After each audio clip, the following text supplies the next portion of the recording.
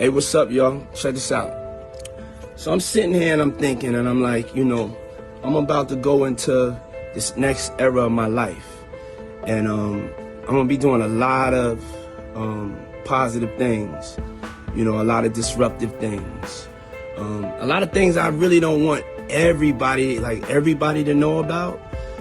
So like on the gram, everybody knows about everything, I want. March 9th, 1997, 12:47 a.m., Wilshire Boulevard, Los Angeles. The bass from Hypnotize still echoes in Christopher Wallace's ears as he slides into the passenger seat of his GMC Suburban. Red traffic light, engine idling. Then, the Impala SS pulls alongside. In the next 30 seconds, the King of New York would be gone forever, and the music industry's biggest mystery would begin. But let's rewind to understand how we got here. Let's go back to where it all started, because Christopher's story isn't just about that fateful night. It's about a web of relationships, betrayals, and secrets that took 26 years to unravel. Before we unveil this secret, the following is for educational and entertainment purposes. Viewers' discretion is strongly advised. Brooklyn, 1992. A 19-year-old Christopher Wallace stands on the corner of Fulton Street, freestyling for whoever would listen. His flow is undeniable, his presence magnetic. In the crowd, a young entrepreneur named Sean Combs watches from the shadows. Puff, as he's known, sees something special. Not just talent, but a voice that could carry an entire movement. That moment, that first meeting between mentor and protege, would change hip-hop forever. But it would also set in motion events that would end in tragedy. Christopher wasn't just another street kid trying to make it. Behind those bars about moving weight and living lavishly was a young man who read voraciously, who dreamed of taking care of his mother Valletta, who wanted to prove that a fat kid from Bed-Stuy could conquer the world. Was born when he was just 20, and everything changed the moment he held her. Suddenly, the drug dealing wasn't just about survival or status.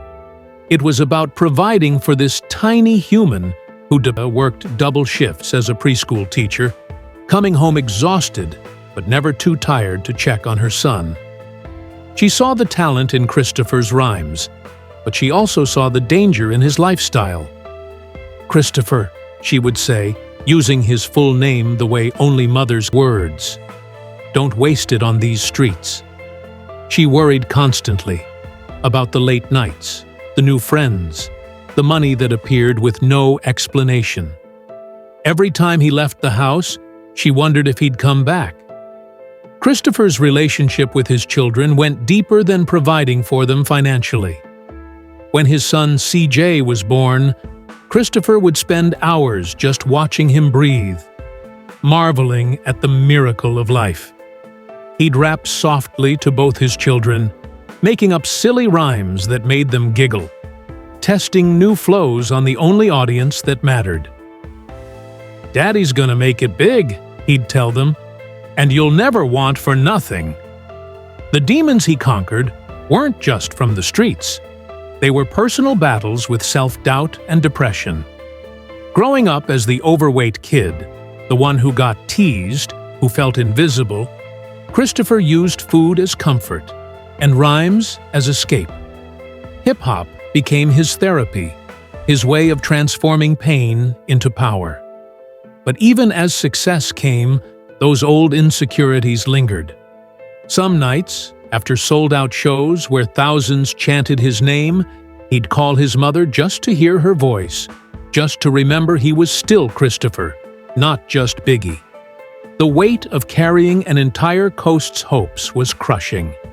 After Ready to Die exploded, Christopher realized he wasn't just representing himself anymore. He was the voice of every kid from Brooklyn who felt overlooked, every hustler trying to go legitimate, every mother praying her son would make it out. Fans would stop him on the street, sharing their stories, telling him how his music saved their lives. The responsibility was overwhelming for someone who just wanted to tell his truth. The transformation from Christopher Wallace to the notorious B.I.G. wasn't overnight, and it came with a cost that few understood. Puff saw the raw talent, but he also saw the marketability and the control he could wield. He molded Christopher's image, refined his sound, and most importantly, positioned him as the face of East Coast hip-hop. This wasn't just business, it was deeply personal. Puff became like an older brother, a father figure that Christopher never had consistently in his life. They would spend hours in the studio, Puff coaching Christopher on delivery, on presence, on how to carry himself like the king he was destined to become. But the mentorship came with strings attached. Puff controlled everything: what Christopher wore, who he collaborated with, even how he spoke in interviews. "You represent me now, Big," Puff would say, adjusting Christopher's chain or straightening his hat. "Everything you do reflects on Bad Boy." Christopher, hungry for success and grateful for the opportunity, accepted the guidance without question. He trusted Puff completely, viewing him as the older brother who would never steer him wrong. Late nights in the studio revealed a different dynamic. Christopher would pour his heart into verses about his... Sometimes Christopher felt like he was losing himself in the image being created for him. But the success was undeniable, and success meant security for his children. The relationship between mentor and protege grew complicated as the money flowed. Every platinum plaque on the wall represented millions of dollars, and while Christopher was getting rich, Puff was getting richer. The contracts, the publishing deals, the percentages, it felt like family taking care of family. Christopher's vulnerability showed most in quiet moments between recording sessions. He'd talk about his fears, not of dying, but of failing his children, of his mother working herself to death, of the streets pulling him back down. Puff seemed to understand, offering reassurance and promising that success would solve all those problems. "Just trust me, Big," became Puff's constant refrain. "Have I ever steered you wrong?" But success in hip-hop came with complications that Christopher never anticipated. As Biggie's star rose, so did the tensions within the industry, and he found himself thrust into a war he never wanted to fight. The East Coast-West Coast rivalry wasn't just media hype, it was real, dangerous, and consumed everything Christopher loved about hip-hop. He was a storyteller who wanted to rap about his experiences, his struggles, his hopes for his children. But the media painted him as a warrior in a battle he didn't start, the reluctant general of the East Coast Army. The pressure of representing an entire coast weighed heavily on Christopher's shoulders. Every interview became a minefield where one wrong word could escalate tensions. Every song was analyzed for hidden dices. Every public appearance was scrutinized for signs of aggression or weakness. Christopher just wanted to make music that reflected his truth, but he was trapped in a narrative that was spiraling beyond his control. Behind the scenes, Christopher was dealing with mounting death threats that made every day a gamble. His phone would ring at all hours with anonymous voices promising violence. Letters arrived at his mother's house describing how they planned to kill him. Security details became a necessity, not a luxury. But even that didn't bring peace. Christopher would lie awake at night, listening to every sound, wondering if tonight would be the night someone made good on their threats. The 1995 Source Awards in New York changed everything, and Christopher could feel the shift immediately. When Suge Knight took the stage and made his infamous comment about executive producers, all in the videos, all on the records, dancing, everyone knew he was talking about Tupac's death in September 1996, that truly shattered Christopher's world. Despite their beef, Tupac had been a friend first, a collaborator, someone Christopher respected deeply. When news of the shooting reached him, Christopher felt a fear he'd never experienced, not just for his own safety, but for what hip-hop was becoming. The culture he loved was consuming its own children, and he was potentially next. The guilt was overwhelming. Christopher blamed himself for not doing more to stop their beef, for not reaching out to Tupac when he had the chance. In private moments, away from cameras and microphones, he would break down crying, telling his mother how much he missed his friend, how sorry as she watched the industry destroy the boy she raised. After Tupac's death, the threats against Christopher intensified exponentially. Every day brought new warnings from law enforcement, new concerns from security, new reasons to fear for his life. But Christopher was also dealing with pressure from within Bad Boy Records. Pressure to respond, to maintain his position, to not show weakness in the face of adversity. The loyalty versus business conflict was tearing him apart internally. Puff's response to the escalating tensions revealed a calculating side that Christopher hadn't seen before.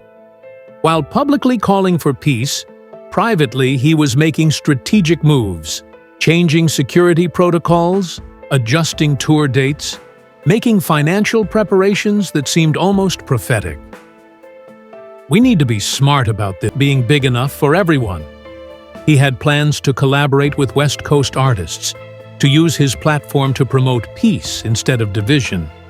But every attempt at reconciliation was met with resistance from various corners. The media wanted conflict because it sold magazines. Some artists wanted to maintain their positions, and business interests seemed to benefit from the continued rivalry. Christopher's premonitions about his own death became more frequent and more specific as time went on. In interviews, he spoke about feeling like his time was limited, about wanting to accomplish as much as possible while he could. He told friends about dreams where he didn't live to see 25. Most dismissed it as paranoia brought on by stress, but Christopher seemed to genuinely believe his days were numbered. The pressure of being a symbol, while just wanting to be a father and artist, created an internal conflict that consumed Christopher daily. At home with his children, he was Christopher, patient, loving, hopeful for their futures. But in public, he had to be Biggie, the larger-than-life character who couldn't show weakness or fear. The constant switching between personas was exhausting, and those closest to him could see the toll it was taking. In his most vulnerable moments, Christopher would talk about his dreams beyond music, opening businesses in Brooklyn, starting a foundation to help kids like him find alternatives to the streets, maybe even getting into acting or writing. He had notebooks filled with ideas, plans for after hip-hop, visions of a life where he could just be Christopher Wallace again. But as tensions escalated and the industry became more dangerous, those dreams seemed increasingly distant. The weight of carrying everyone's hopes, his mother's dreams, his children's futures, his fans' expectations, his coast's pride, was crushing for a 24-year-old who had started just wanting to tell his story. Every decision had massive implications. Every word could escalate or calm tensions. Every move was watched and analyzed. Christopher often told friends he felt like he was drowning in other people's expectations while trying to stay true to himself. The loyalty versus business conflict within Bad Boy Records created additional stress that Christopher struggled to navigate. He could see tensions between different factions within the label, could sense that not everyone had his best interests at heart. But Puff remained his anchor, the one person he trusted completely to guide him through the chaos. That trust, that complete faith in his mentor's judgment, would prove to be both Christopher's greatest strength and his fatal weakness. As 1996 drew to a close, the industry landscape had fundamentally shifted. What started as competitive rivalry had morphed into something far more dangerous. A war where words became weapons and music became ammunition. Christopher found himself at the center of it all, carrying not just his own career but the pride and hopes of an entire coast on his 24-year-old shoulders. The 1996 Source Awards had been a turning point that Christopher couldn't shake from his memory. The tension in Madison Square Garden that night was suffocating. When Suge Knight took the microphone and delivered his thinly veiled attack on Puff, Christopher felt the entire building shift. The audience, packed with industry insiders and street legends, erupted in a mix of cheers and boos that seemed to split along geographical lines. Christopher sat frozen, watching his mentor's face transform from confident swagger to barely contained rage. That night, in the hotel suite overlooking Manhattan, Christopher witnessed a side of Puff he'd never seen before. Gone was the encouraging mentor, replaced by a calculating businessman whose eyes burned with something that looked almost like hatred. "They want to play games?" Puff said, pacing the room like a caged animal. "We'll show them what Bad Boy is really about. We'll show them what happens when you disrespect the family." The word family carried weight in their world, but Christopher was beginning to understand that family in business wasn't the same as family in blood. Puff's definition of family seemed to involve loyalty that flowed one direction, upward toward him.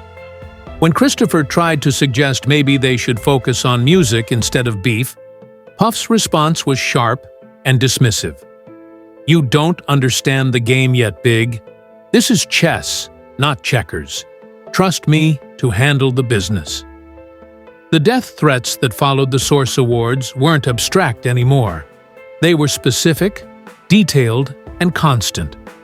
Christopher's phone would ring at 3 a.m., with voices describing exactly how they planned to kill him, where they would do it, and what they would do to his body afterward. His mother's house received packages with bullets inside. His children's daycare had to increase security. The threats weren't just against him, they targeted everyone he loved, everyone who mattered to him. Valletta Wallace watched her son transform before her eyes. The playful young man who used to make her laugh with his impressions and stories was becoming someone she barely recognized. Paranoid, jumpy, constantly looking over his shoulder. "Christopher," she would say during their phone calls, "maybe it's time to step back, take a break from all this." But Christopher felt trapped. The machine was too big, the momentum too strong, the financial obligations too heavy. He couldn't just walk away, even if he wanted to. The pressure of being a symbol when all he wanted was to be a father became Christopher's daily torment. At home, playing with Tiana and CJ, he could forget about Biggie for moments at a time. He would get on the floor and build blocks with them, making up silly voices for different characters, being just dad. But then, his security detail would shift positions outside, or his phone would buzz with another threat, and reality would crash back. His children were growing up with armed guards as a normal part of life, and that broke something inside Christopher every day. His dreams beyond music became more vivid and more urgent as the dangers increased. Christopher had notebooks filled with business ideas, a restaurant in Brooklyn serving his mother's recipes, a youth center where kids could learn music production instead of turning to the streets, maybe even a clothing line that represented Brooklyn pride without the violence.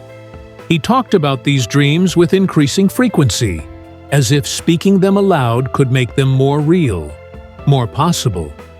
But perhaps most heartbreaking was Christopher's genuine desire to heal the rift in hip-hop. In private conversations with friends, away from cameras and microphones, he would express deep regret about how things had spiraled. "Hip-hop is supposed to bring people together," he would say, not tear them apart. We're all from the same struggle, whether it's Brooklyn or Compton. He had plans to reach out to West Coast artists, to use his platform for unity instead of division. But every time he tried to take a step toward peace, something would happen to escalate tensions again. The fear that gripped the hip-hop community after various violent incidents was palpable, but Christopher felt it more acutely than most. He was the biggest target, the most visible symbol of East Coast hip-hop's response to West Coast aggression. Every club appearance was a potential ambush. Every recording session required security sweeps. Every trip outside of New York felt like entering enemy territory. The paranoia was exhausting, but it was also necessary for survival. Within Bad Boy Records, Christopher began to notice subtle shifts in loyalty and allegiance that troubled him deeply. Conversations would stop when he entered rooms. Important meetings would happen without him. Financial decisions were being made that affected his career without his input. When he questioned these changes, he was told it was for his own protection, that Puff was handling everything to keep him safe. But Christopher's street instincts, honed from years of surviving Brooklyn, told him something wasn't right. The premonitions about his own death became more frequent and more specific as 1990